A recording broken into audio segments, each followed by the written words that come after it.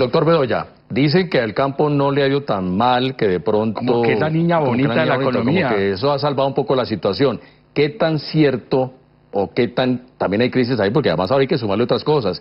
El tema de las masacres, que son temas políticos y temas de orden público, pero que afectan de alguna manera el campo. ¿Cómo es la cosa en el tema del agro, del campo? Pues miren, en el campo hemos tenido las dos caras de la moneda. Lo primero es que el campo efectivamente le cumplió al país. Hemos sido capaces de garantizar la seguridad alimentaria a los colombianos, pero oyendo lo que decían Bruce y Jaime Alberto, es como si hubiéramos perdido también, porque los empleos que se han perdido en el comercio, en la industria y en general en la economía son la razón de ser de los productores del campo, porque son los consumidores.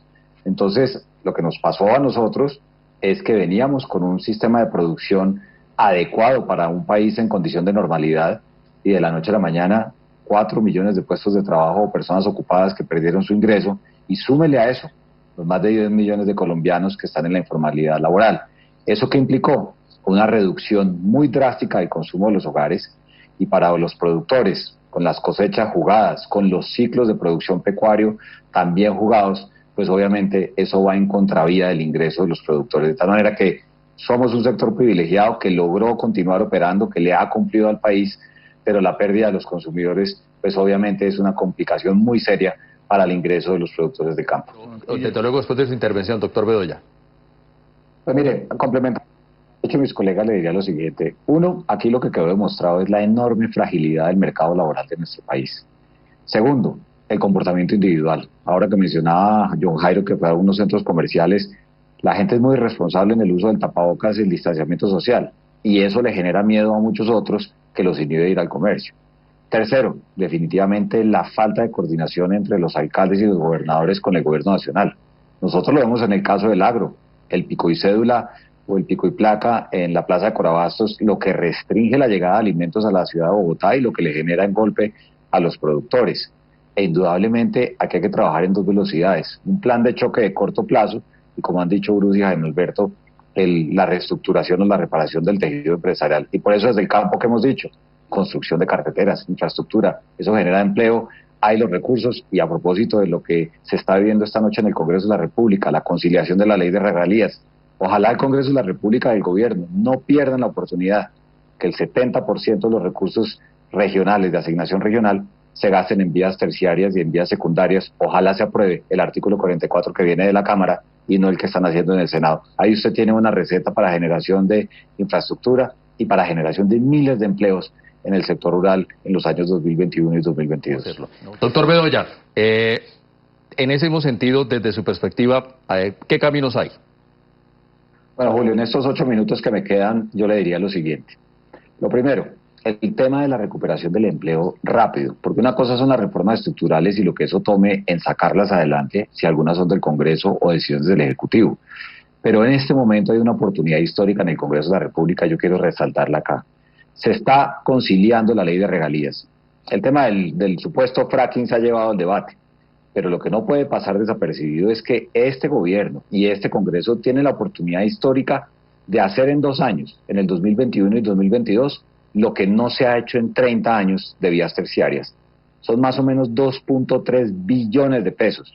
Si se aprueba el artículo 44 de la Cámara de Representantes, que permitiría que hasta el 70% de los recursos de asignación regional se inviertan en vías terciarias y secundarias. ¿Y por qué menciono esto acá? Porque cada 1.000 millones de pesos que se invierten en la construcción de una vía terciaria generan más de 290 empleos entre directos e indirectos. Entonces ahí usted tiene una receta de generación de empleo en los próximos 2 años, que además contribuye a hacer más eficiente el proceso de comercialización de los alimentos de nuestro país, que le garantiza a los niños de la ruralidad mejores caminos para ir a sus escuelas e inclusive que genera condiciones de seguridad. Lo segundo, como lo dije al principio, esta pandemia lo que generó o lo que dejó ver es la fragilidad del mercado laboral. Y como lo dijo Jaime Alberto, en el caso del campo colombiano, el régimen de las ciudades no le sirve al régimen laboral que necesita la agricultura o el sector agropecuario en nuestro país. Es inaceptable tener una tasa de 86% de informalidad laboral, y aquí también se trata de dignificar a los trabajadores del campo y hacer más atractivo el mercado laboral para que la gente pueda volver a trabajar en la ruralidad. Y por eso hay que hacer una reforma y no actuar como lo están haciendo los sindicatos, que le están haciendo el quite a cualquier discusión simplemente con el ánimo de torpedear.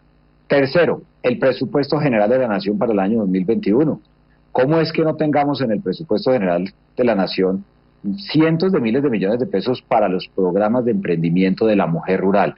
No nos olvidemos, John Jairo y Julio, que hay más de 12 millones de habitantes rurales, de los cuales 5.8 son mujeres. Y esas mujeres no solamente son el motor de las familias de nuestro campo, sino también pueden ser las generadoras de nuevos ingresos para los habitantes de la ruralidad.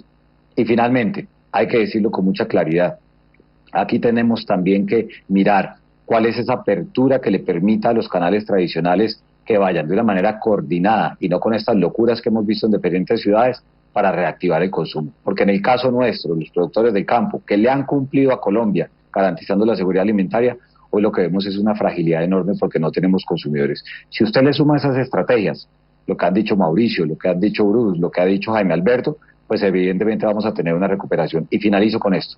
Mucha gente aquí está diciendo que hagamos una reforma tributaria. Ojalá al gobierno y al Congreso y a los tanques de pensamiento no se les vaya a ocurrir la locura que hicieron cuando empezó el gobierno, clavarle 19% del IVA a la comida de los colombianos. Eso sí sería, como dicen en la calle, al caído caerle. Doctor Bedoya.